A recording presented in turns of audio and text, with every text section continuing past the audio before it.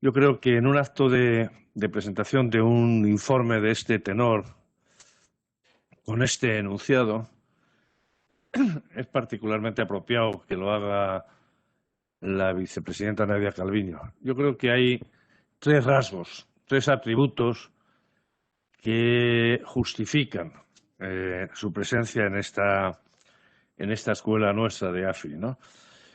El primero es su carácter de impulsora de la modernización económica de nuestro país, ¿eh? Un carácter bien ganado, bien acreditado. El segundo es la garantía de rigor en la conducción de la política económica, lo cual no es nada incompatible, ¿no? Y el tercer atributo, pero no menos importante, su identificación con el perfeccionamiento de la dinámica de integración europea, ¿eh?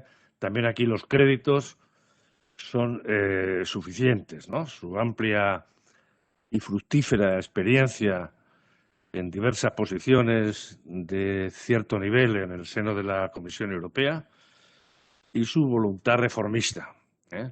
Y yo creo que estos tres atributos sintonizan claramente con el momento en el que Europa está viviendo, que es un momento de redefinición incluso de de su personalidad en el mundo e incluso de su capacidad presupuestaria. Y probablemente el exponente de esa redefinición o de esa insinuación de la redefinición en la arquitectura financiera europea, el exponente más destacado, como digo, sea ese fondo, ese Next Generation EU, al que la propia vicepresidenta contribuyó de forma determinante a conformar, ¿eh? Recordemos que antes de julio, antes de que formalmente estuviera definido ese fondo, el Gobierno español había puesto sobre la mesa iniciativas que tenían rasgos muy similares al que finalmente acabó asumiendo el Fondo de Recuperación, ¿no?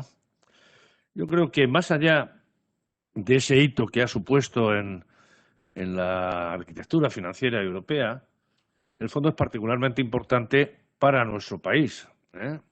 En primer lugar, porque el nuestro va a ser uno de los países más beneficiados en términos cuantitativos. Es verdad que también ha sido nuestra economía una de las más dañadas, pero es sin duda uno de los más beneficiados. En segundo lugar, porque el fondo ofrece la oportunidad de compatibilizar dos objetivos absolutamente cómplices.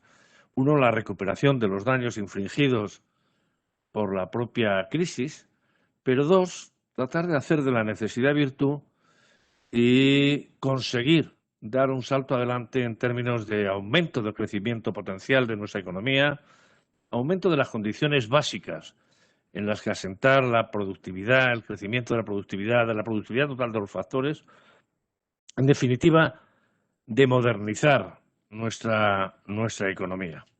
Es en ese contexto en el que se inscribe eh, este trabajo. Este trabajo es la fase final de una dinámica de investigación aplicada, de discusión aplicada, que se inicia en marzo del año pasado, cuando la pandemia empieza a causar los daños que originó, a iniciativa de Iberdrola. Iberdrola nos plantea que iniciemos un proceso de discusión para tratar de, primero, identificar cuáles van a ser los daños sobre la economía española, que fue objeto de un informe que prácticamente sale en la primavera del año pasado. Un segundo informe que trataba de identificar los sectores potencialmente destinatarios de esos fondos, de esos recursos europeos, pero también de algo que luego se articuló, se concretó muy bien, tanto en la iniciativa española como en el resultado final del Next Generation, que es la articulación de la colaboración público-privada. Y una tercera entrega, que es esta, que es fundamentalmente definitoria de consideraciones, me atrevería a decir, metodológicas, que tienen que ver con criterios para la selección de los proyectos, con instrumentos en torno a los cuales vehicular esos proyectos y que tiene que ver también con mecanismos de evaluación de las políticas asociados a esos proyectos.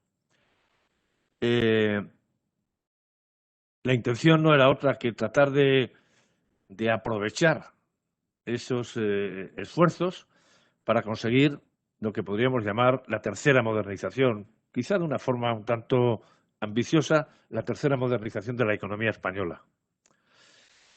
Porque presumíamos que si hacíamos las cosas bien en nuestro país, los efectos susceptibles de conseguir no serían menores, no serían menos favorables que los que consiguieron las dos fases previas en la historia económica de nuestro país, las dos fases modernizadoras previas. Una, la que se abre con el Plan de Estabilización de 1959 y que supone el abandono de la autarquía y la definición de una clara apertura al exterior, de la liberalización, también parcial en algunos sectores.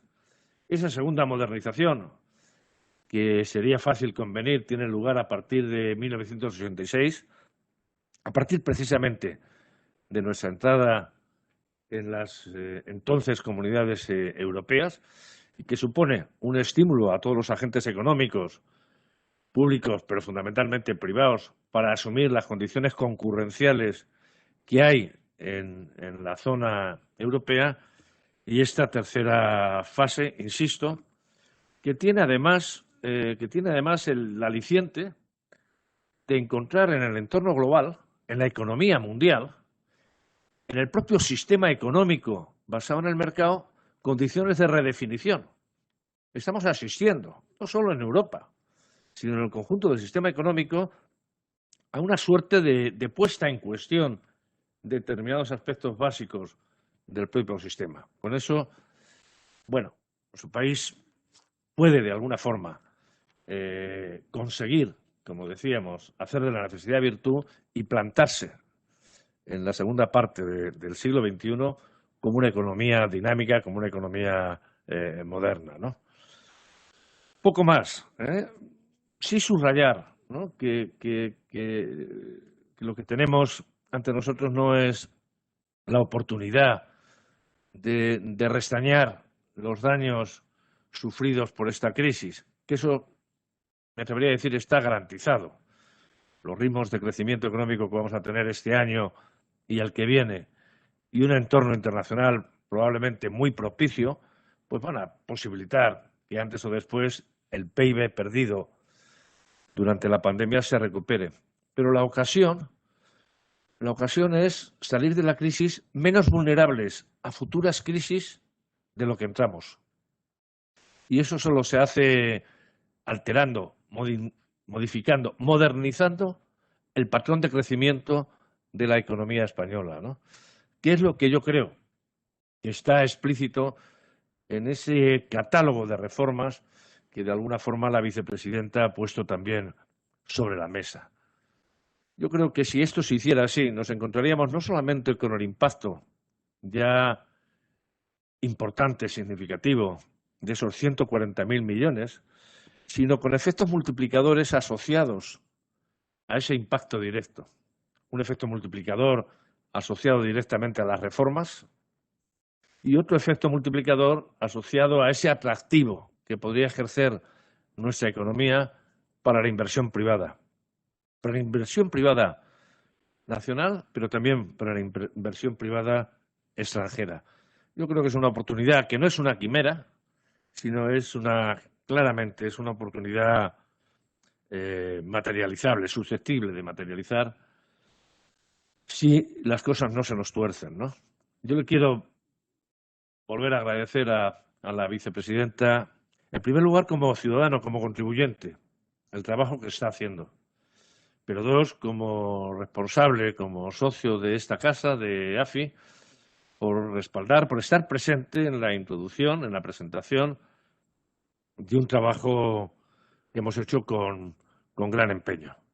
Déjenme que renueve también mi agradecimiento al equipo que en Iberdrola ha trabajado con nosotros.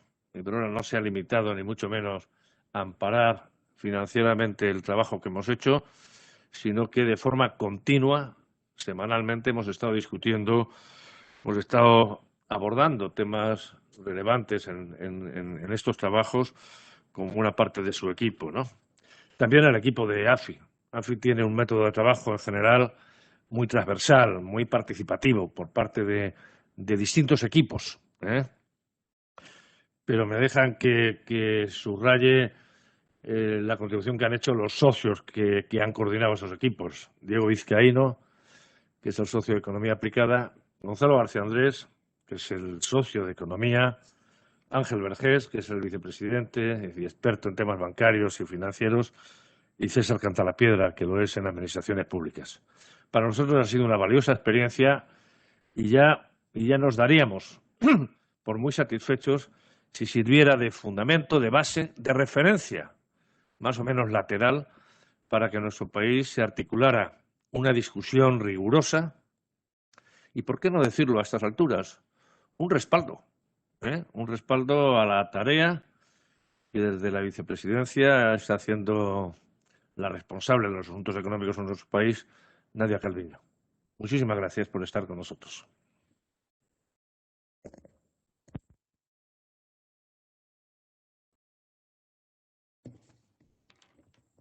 ¿Están conectados? Sí. Sí. Muy buenos días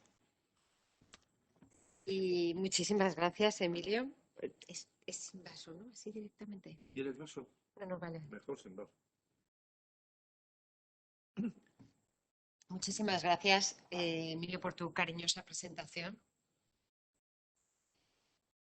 Y además agradezco personalmente que hayas enfatizado uno de los elementos que, según te escuchaba, me doy cuenta, marcan mucho mi perfil y muchas veces pasan inadvertidos, y es el carácter reformista, ¿no? Cualquier persona que haya seguido mi carrera, tanto en España como después en las instituciones europeas, y a cualquiera que se le pregunte, probablemente lo que más destaque es justamente que soy un motor de cambio, de transformación y de progreso allí donde estoy, mira por dónde, una vez más, me toca jugar ese papel también en el caso de nuestro país, ¿no? Es un verdadero placer poder participar hoy en la presentación de este informe, la tercera modernización de la economía española, claves para aprovechar la oportunidad del plan de recuperación. Es un documento muy interesante, está lleno de reflexiones e ideas que son valiosas, muchas de ellas se encuentran plasmadas en el proyecto de plan de recuperación que acabamos de presentar.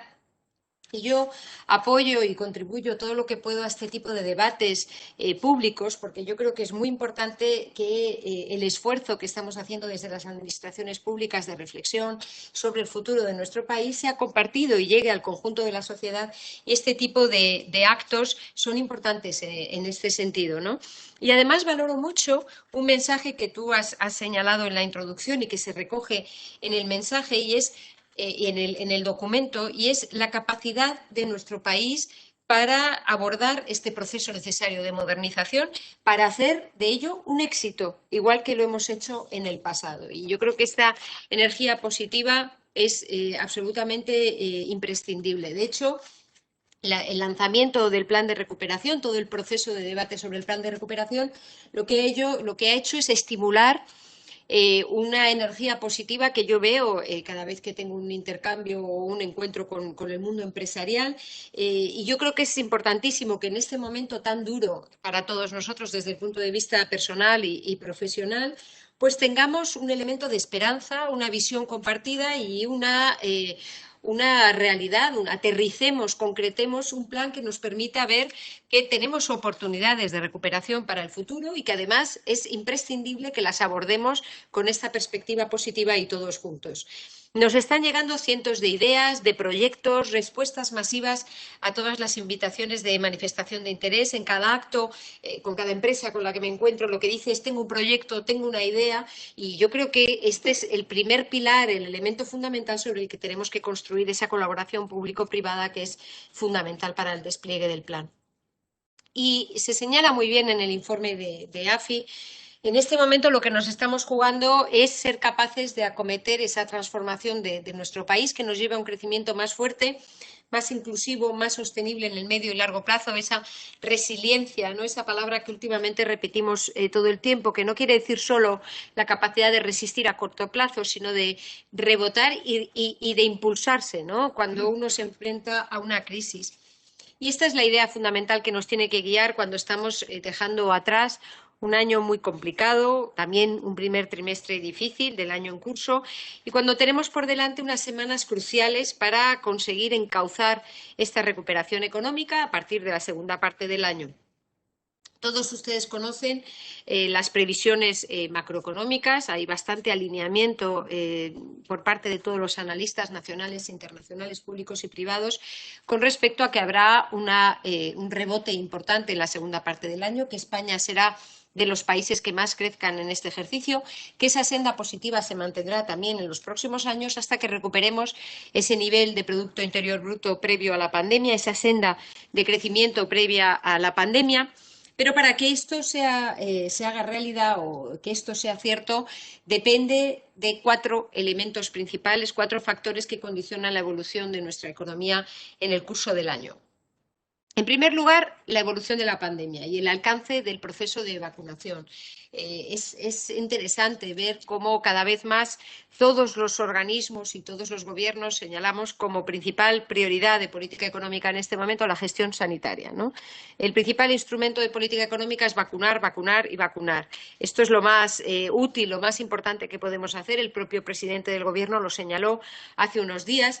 La recuperación económica será tan rápida como rápida sea la vacunación. Y esto explica el enorme esfuerzo que estamos haciendo por cumplir e incluso superar ese escenario prudente que se ha marcado el Gobierno para llegar a finales de verano a vacunar al 70% de la población.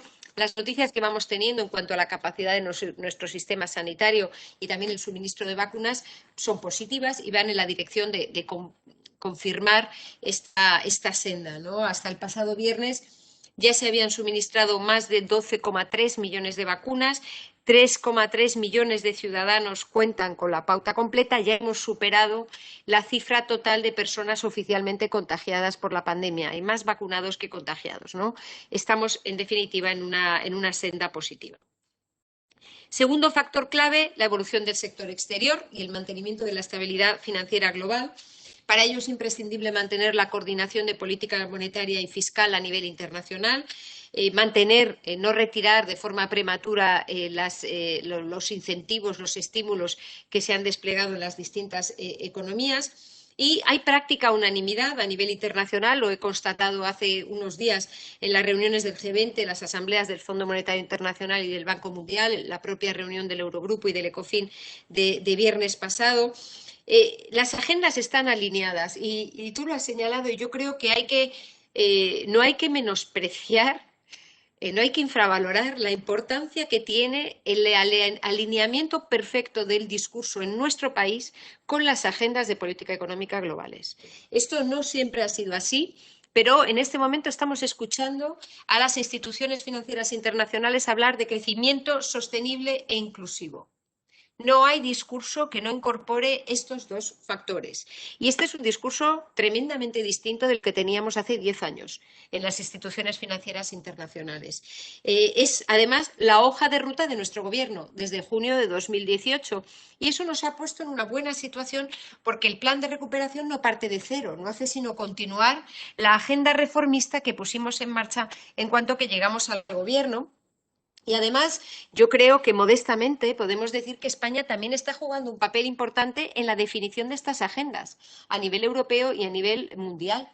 Se nos escucha y nuestros inputs son valiosos para orientar estas agendas internacionales. En definitiva, no es tampoco casualidad que las agendas que estamos desplegando estén alineadas y esto es evidentemente un factor fundamental para multiplicar el impacto positivo de las acciones que vayamos tomando a nivel nacional. Hay buenas noticias en estas últimas semanas con respecto a las perspectivas del comercio internacional. Los planes de impulso y recuperación que se van a desplegar en economías tan importantes como la estadounidense tienen un impacto directo sobre una economía tan abierta como la española, por supuesto, pero tenemos que seguir de cerca la evolución, esta situación financiera y económica internacional, y tenemos que seguir contribuyendo en la medida en la que podamos a mantener esa estabilidad financiera a nivel nacional y a nivel europeo y mundial, ¿no? Tercer factor fundamental, prevenir una destrucción estructural de tejido productivo y de empleo, lo que los economistas siempre llamamos histéresis, esa inercia que pueda suponer un lastre para la recuperación económica en la segunda parte del año y más allá, ¿no? Para evitar esta posibilidad y prevenir que los problemas de solvencia de algunas empresas puedan trasladarse al sector financiero es para lo que hemos venido tomando un conjunto de medidas de refuerzo de la solvencia desde otoño del año pasado. Estas medidas completan toda la panoplia de medidas de apoyo y ayuda puestas en marcha desde marzo del año pasado, los avales públicos del ICO, el apoyo público extraordinario a los expedientes de regulación temporal de empleo, la prestación extraordinaria de los trabajadores autónomos, moratorias en impuestos, en créditos hipotecarios y no hipotecarios, los fondos para reestructuración y recapitalización de empresas y, por supuesto, el paquete de ayudas directas adicional de 11.000 millones de euros aprobado hace unas semanas, muy orientado a justamente apoyar los balances de las empresas fundamentalmente viables y que se puedan encontrar en una posición transitoria de desequilibrio debido a la pandemia. En este sentido, está previsto que mañana mismo el Consejo de Ministros apruebe una modificación del Real Decreto Ley 5/2020, el que estableció ese paquete de ayudas para que el marco legal dé un margen adicional a las comunidades autónomas para ayudar a los sectores y a las empresas particularmente afectados en su territorio. Es decir, que desde hace un año la sociedad española ha hecho un esfuerzo con un impacto fiscal muy significativo para proteger el tejido productivo, las empresas, para proteger el empleo, y con ello hemos evitado un contrafactual, una alternativa catastrófica, ¿no? Estamos hablando de caídas del Producto Interior Bruto superiores al 25%, la destrucción de más de 3 millones de puestos de trabajo. En este caso, yo creo que lo que vemos claro es que hemos encarado esta crisis de manera muy diferente a crisis anteriores y, afortunadamente, el resultado también está siendo distinto de las crisis anteriores y la salida puede ser muy diferente, en particular de la salida de la anterior crisis financiera. Este apoyo directo que hemos prestado a la actividad económica ha permitido romper la tradicional relación entre caída de actividad y destrucción de empleo, de modo que el mercado de trabajo está resistiendo mucho mejor que en las crisis anteriores. Además, se ha roto también la relación entre caída del PIB y déficit público, porque hemos conseguido amortiguar los estabilizadores automáticos y de esta manera hemos cerrado 2020 con una tasa de paro media del 15,5% y un déficit público, quitando elementos one-off, elementos extraordinarios, del entorno del 10%, que están muy por debajo de lo que habíamos previsto la primavera pasada el Gobierno y todos los analistas nacionales e internacionales, ¿no? Este es un factor, yo creo que muy importante de cara a permitirnos una recuperación más rápida que lo que hemos vivido en crisis anteriores. Pero, evidentemente, este esfuerzo fiscal se traduce en un aumento de la deuda pública y por eso es fundamental que nos aseguremos de que todo este dinero resulta en un futuro mejor para nuestros hijos. Es decir, que este importante esfuerzo fiscal no supone un lastre para las oportunidades de futuro de las generaciones más jóvenes. Y esto me lleva al último punto, que es el plan de recuperación, ¿no? El cuarto elemento fundamental para encauzar la recuperación económica es el plan de recuperación. Es un plan imprescindible. Marco esta palabra porque es un plan imprescindible para nuestro país si queremos lograr un impulso de la recuperación en el corto plazo, abordar una modernización del tejido productivo de nuestro modelo económico en medio plazo y, en definitiva, aumentar nuestra resiliencia, nuestra capacidad potencial de crecimiento, nuestra productividad a medio y largo plazo para tener ese crecimiento más inclusivo y sostenible desde el punto de vista económico, pero también desde el punto de vista medioambiental y social que llevamos persiguiendo desde el primer día. Nos jugamos salir de esta crisis de una manera muy diferente a cómo salimos de la crisis anterior. aprovechando la oportunidad de estos fondos europeos extraordinarios de este proyecto Next Generation EU, que nos permite justamente cubrir uno de los elementos que nos han impedido hacer este plan ambicioso de inversiones y reformas en el pasado, y es el espacio fiscal disponible limitado, que llevaba en el pasado a que el primer elemento que sufría cuando había una restricción presupuestaria o en caso de una crisis como la de la pandemia era la inversión. La caída de la inversión que se produjo como consecuencia de la anterior crisis financiera y que se ha mantenido desde entonces, nos ha alejado sistemáticamente de los países de nuestro entorno, ha generado un déficit importante de inversión pública. De hecho, en la última década la inversión pública se ha situado por debajo del nivel necesario para mantener y reponer el capital. Y en el medio plazo todos tenemos claro que este gap inversor es un lastre para el crecimiento potencial y por eso es imprescindible romper esta tendencia, por eso es imprescindible aprovechar esta oportunidad para responder a un diagnóstico que es compartido. En estos 3 años que llevo aquí como ministra, yo creo que hay un absoluto acuerdo con respecto al diagnóstico de cuáles son los desequilibrios que arrastra la economía española, los retos principales de cara al futuro y, en definitiva, cuáles han de ser las prioridades de política económica. Pero ahora contamos con un plan, contamos con los recursos financieros, como dijo el presidente del Gobierno la semana pasada al presentarlo en el Congreso. Es el plan más ambicioso de la historia económica de España, es la mayor oportunidad para nuestro país desde la entrada en la Unión Europea. Y lo es no solo por los 140.000 millones de euros que se movilizarán de aquí a 2026, 70.000 millones en esta primera fase 2021-2023, que es la que se detalla en el plan presentado la semana pasada, sino porque va a acompañar un proceso de reforma estructural para modernizar el tejido productivo y la administración pública, para impulsar la calidad de los empleos, para aumentar la productividad y el crecimiento potencial, para reducir las brechas sociales y de género y para impulsar la economía verde y la protección de nuestro capital natural y nuestra biodiversidad. Como hemos venido explicando desde el pasado mes de julio, el plan tiene 4 ejes de transformación transversales que se traducen en todos los proyectos que se van a desarrollar: la transición ecológica, la transformación digital, cohesión social y territorial, igualdad de género. Yo siempre señalo que este no es un tema simplemente de justicia, es un tema de eficiencia económica y que consigamos cerrar las brechas de género.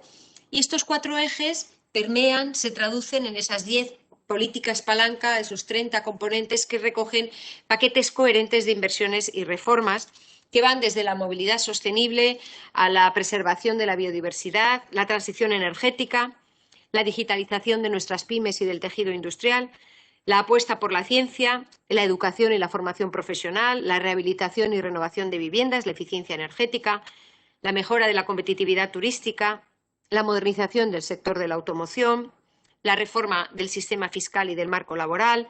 Todo este conjunto de palancas, de reformas, de componentes, en total 110 medidas de inversión, 102 medidas de reforma ambiciosas para que nuestro país dé un salto en términos cuantitativos y, sobre todo, cualitativos y afronte esos desequilibrios que arrastramos desde el pasado.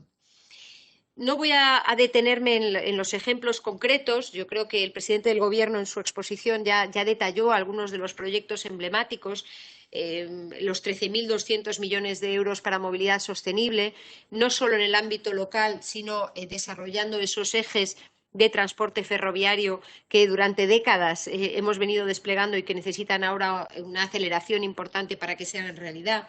El programa de rehabilitación de vivienda, digitalización de pymes, la hoja de ruta del 5G, la nueva política industrial, el plan de competencias digitales. Y también en el ámbito de las reformas hemos recogido en el plan las 20 más importantes, que esto es importante señalarlo, van mucho más allá de lo que normalmente recogen los medios de comunicación, que hablan de la modernización de la normativa laboral, la reforma de las pensiones, la reforma fiscal. Es que estamos hablando de reformas estructurales que son tan importantes para el futuro como el despliegue de las renovables, toda la reforma de nuestro sector energético, la hoja de ruta del hidrógeno verde. No tengo que explicar aquí la importancia que tiene ese cambio estructural.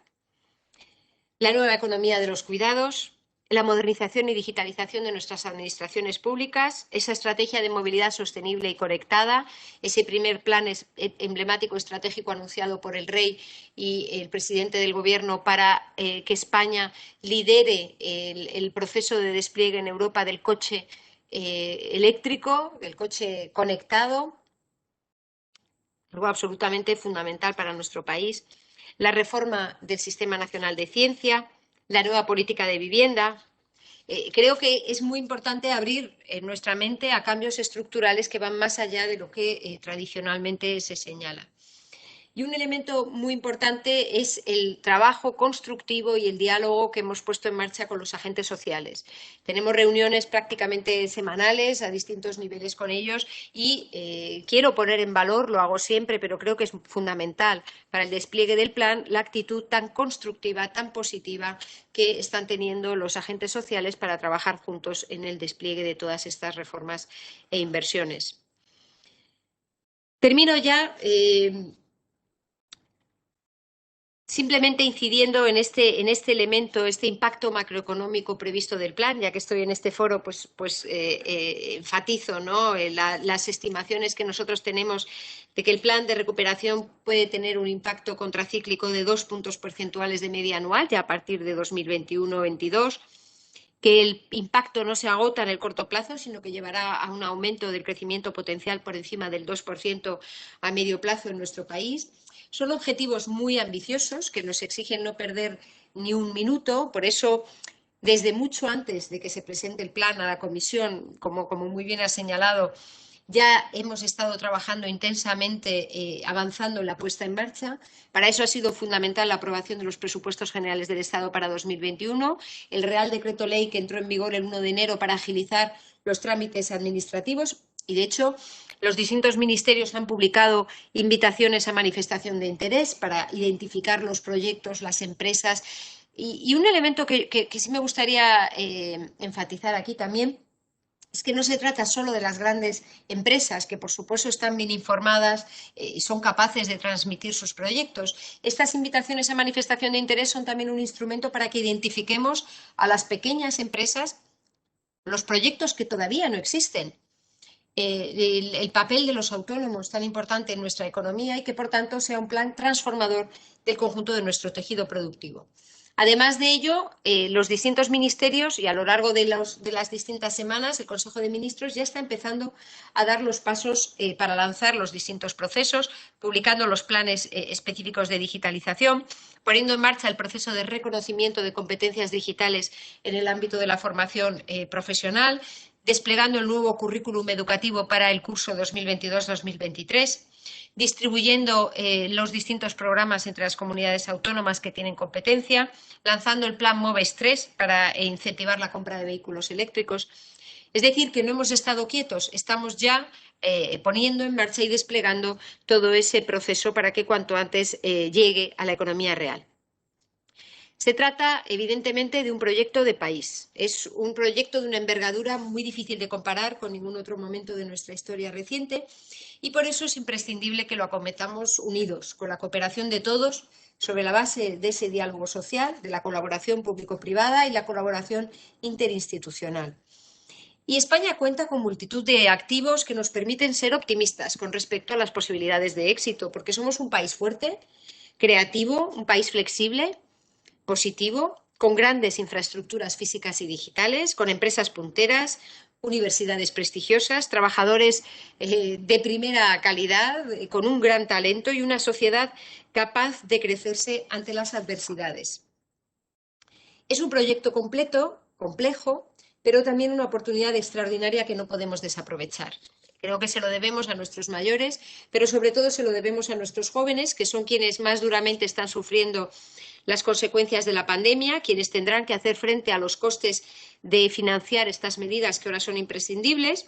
Y creo además que no podemos resignarnos a dejarles un país con baja productividad, con alto desempleo, con precariedad, con altísima temporalidad y con alto desempleo juvenil.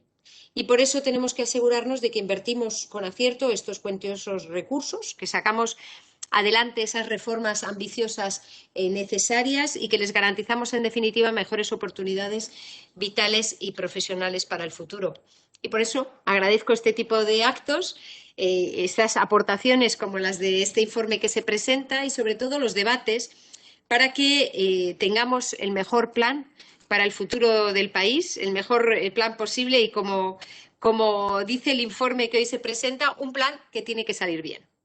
Termino mi presentación con esta idea y quedo pendiente si tenemos tiempo de responder a una o dos preguntas antes de terminar el acto.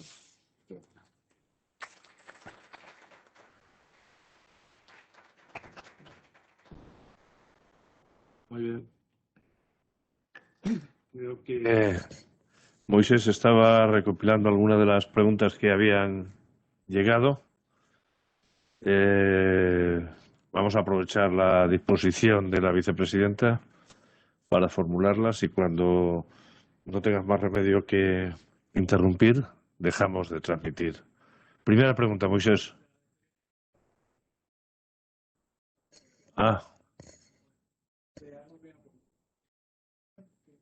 Proyectos de las empresas sociales, el marco de ayudas del Estado está limitado a la aportación pública. ¿Debe negociar un marco más flexible para dar cabida a grandes?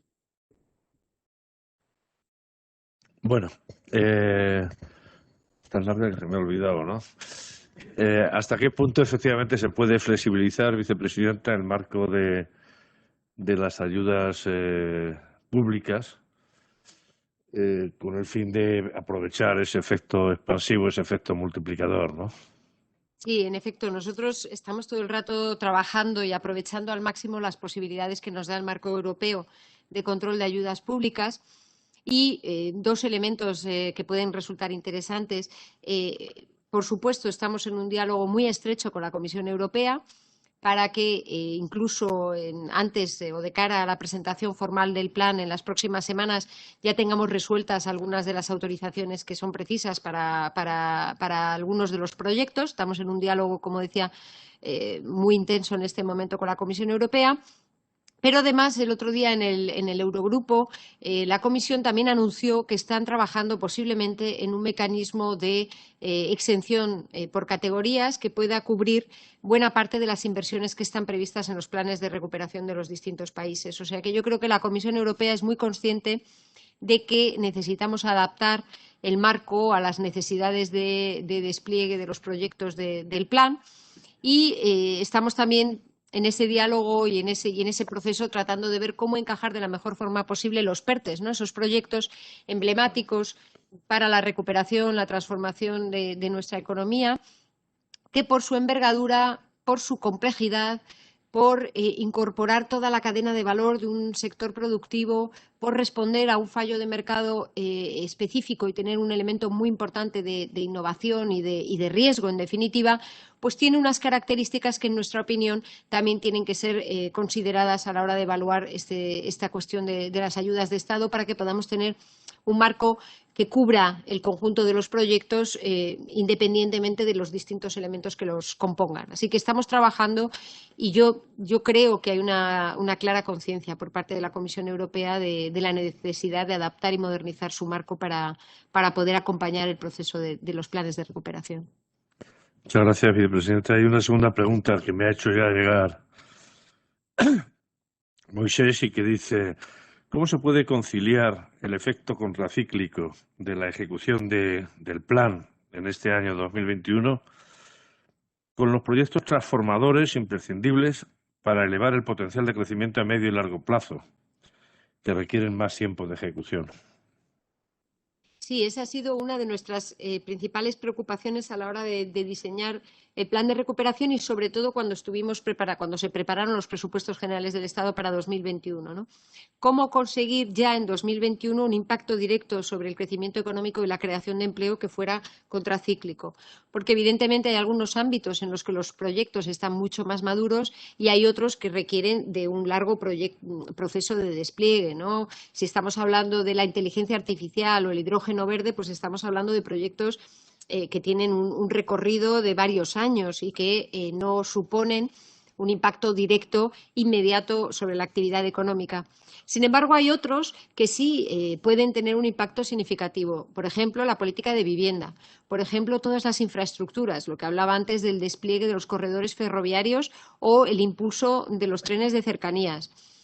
Todos lo que hemos hecho es incluir dentro de los presupuestos generales del Estado para 2021 una financiación muy importante de aquellos proyectos que tienen una capacidad tractora inmediata, mantenimiento de ecosistemas, mejora y modernización de los sistemas de saneamiento y reciclaje de aguas, todos estos programas, digitalización de las pymes. Todos estos programas son los que estamos acelerando con el fin de poder cuanto antes tener ese impacto sobre la economía real, mientras que se van desplegando aquellos otros proyectos que requieren de un mayor periodo de madurez y que irán fructificando más bien a partir de 2022, 2023, etcétera. ¿Hay alguna otra cuestión que tiene que ver con problemas de coordinación? Nuestro país es un país también singular en el contexto de Europa, ¿no? Porque aunque formalmente tengamos un Estado de las autonomías, de hecho, a efectos de coordinación, a efectos de mecanismos, digamos, de interacción entre las distintas administraciones, es prácticamente un Estado federal, ¿no? Eso hace que, además, a la hora de definir instrumentos, criterios de selección de proyectos de inversión, metodologías, etcétera, tengamos que tener muy presentes que una parte significativa de competencias que tienen que ver con destinos de fondos de inversión están en las comunidades autónomas, hasta tal punto que prácticamente el 50 o el 51% de la ejecución de las decisiones de inversión, de las decisiones de gasto en general, descansan en esos niveles de la administración. ¿Crees que hay condiciones para que se mejore esa coordinación, esa interlocución, vicepresidenta? Sí, un elemento muy importante que hemos venido explicando y yo creo que ya empieza a calar es que este plan de recuperación es muy diferente de los fondos europeos tradicionales, clásicos, ¿no? Es muy diferente porque los fondos estructurales que van a seguir llegando a España en los próximos años, de hecho tenemos una dotación muy importante para el periodo 2021-2027, es decir, que esas inversiones que tienen un carácter más regional, que se concentran en las comunidades autónomas con un nivel más bajo de renta per cápita en relación con la media europea, ¿no? Esos proyectos se basaban mucho en esa orientación territorial y un reembolso de gastos en los que ya se ha incurrido, ¿no? En cambio, nos encontramos con este plan de recuperación que tiene una naturaleza necesariamente nacional, porque se trata de un instrumento de estabilización contracíclico, de crecimiento, que tiene que ser para el conjunto del país, ¿no? Y, en segundo lugar, un instrumento que va financiando según se van cumpliendo hitos y objetivos de reformas e inversiones. Eso nos permite justamente hacer este adelanto, ese front-loading de las reformas y las inversiones y también de los fondos en el periodo 2021-2023, porque consideramos que justamente es ahora cuando la economía necesita esa inyección y ese impacto contracíclico y, sobre todo, ese salto cuantitativo y cualitativo en términos de la inversión pública y la movilización de inversión privada para superar el lastre que arrastramos desde la anterior crisis financiera, ¿no? Digo esto porque hay muchos agentes que desde el principio han dicho, bueno, ¿y cómo se van a repartir estos fondos? Y creo que es importante tener en cuenta que las conferencias sectoriales que se están produciendo para asignar los fondos a las distintas comunidades autónomas se orientan también a que esas comunidades autónomas sean corresponsables del despliegue y del cumplimiento de los hitos y objetivos. Sí. Es decir, que tendremos que tener un sistema de gestión financiera y de información que vaya desde el primer momento siguiendo hasta que termine toda la ejecución de las distintas inversiones o de los procesos de transformación, ¿no? Y eso supone una nueva articulación de la colaboración entre el Estado y las comunidades autónomas, en un país que, como tú dices, está intensamente descentralizado y que, por tanto, tiene una mayor complejidad para el despliegue de algunos de los proyectos. Por eso, cuando me preguntan, ¿pero cómo se va a hacer? Pues depende. Porque hay determinados proyectos que se licitan por parte del Estado para, por ejemplo, las grandes obras de infraestructuras ferroviarias. Hay otros proyectos, como puede ser el saneamiento de aguas, que requieren del trabajo con las comunidades autónomas y con los ayuntamientos. De la misma manera, si estamos hablando de rehabilitación de vivienda, es necesario trabajar con las comunidades autónomas y los ayuntamientos que tienen las competencias, lo mismo con educación, lo mismo cuando hablamos del sistema sanitario, Claro. pero todo ello tiene que tener un paraguas nacional si queremos de verdad tener un impacto macroeconómico material y si queremos también dar ese salto, digamos, del conjunto del país, ¿no? De todas formas, el plan español incorpora como tercer y cuarto ejes la cohesión social y territorial y la igualdad de género. Incido en este tema de la cohesión social y territorial porque es un requisito de la normativa europea, pero es sin duda una de las prioridades políticas que nos hemos marcado para tratar de garantizar que el impacto del plan no se queda solo en los grandes motores económicos de nuestro país, que por supuesto están mejor situados para presentar proyectos e iniciativas empresariales atractivas. Se trata de que llegue al conjunto de la economía española y nos permita avanzar y progresar en conjunto como sociedad. Hay una última. Tenemos que terminar, ¿eh? Había una pregunta simplemente Una última pregunta. muy cortita, ¿no? Has estado este viernes en el Ecofin. Ahí teníamos un par de hándicaps, de obstáculos, ¿no? Por lo visto todavía hay como 10 países que internamente no han dado el carpetazo, no han aprobado el plan, ¿no?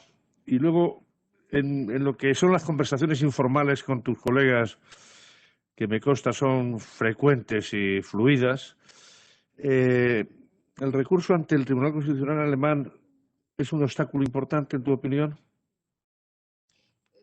Bueno, me gusta terminar con esta pregunta porque así además nos quedamos con buen sabor de boca, ¿no? Porque en primer lugar es verdad que algunos países todavía no han ratificado la decisión de recursos propios, que es ese acto jurídico, ese tratado, digamos, imprescindible que hay que aprobar por unanimidad para que la Comisión Europea pueda endeudarse en los mercados.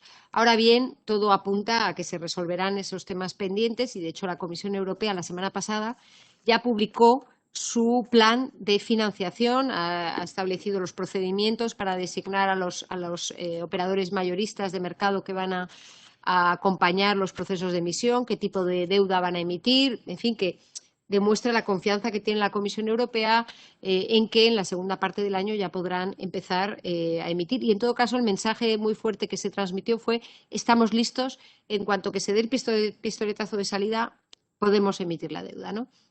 Y la segunda cuestión que se ha hablado mucho en estos días, como señalabas, tanto formal como informalmente, es qué esperar del recurso ante el Tribunal Constitucional alemán. Y ahí debo decir que el ministro de Hacienda alemán, Olaf Scholz, se ha mostrado muy confiado en que la respuesta que ha dado el gobierno alemán al recurso es muy sólida y que, por tanto, confían en que no suponga ningún obstáculo o un retraso significativo para la puesta en marcha del plan de recuperación. Así que yo soy optimista en el sentido de que todo el mundo es consciente de que nos jugamos mucho.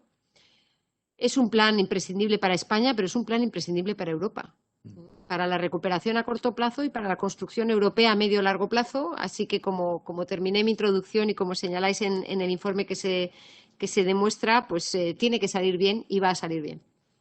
Pues muchísimas gracias, vicepresidenta, en primer lugar, por transmitir ese estado de ánimo, pero sobre todo por garantizar el empeño tuyo para que efectivamente sea esta la oportunidad para esa tercera modernización de nuestra economía. Yo estoy convencido. Muchas gracias por estar aquí en AFI. Y a todos los que están en streaming y a los que estáis en esta sala, muchísimas gracias, de verdad. Hasta luego.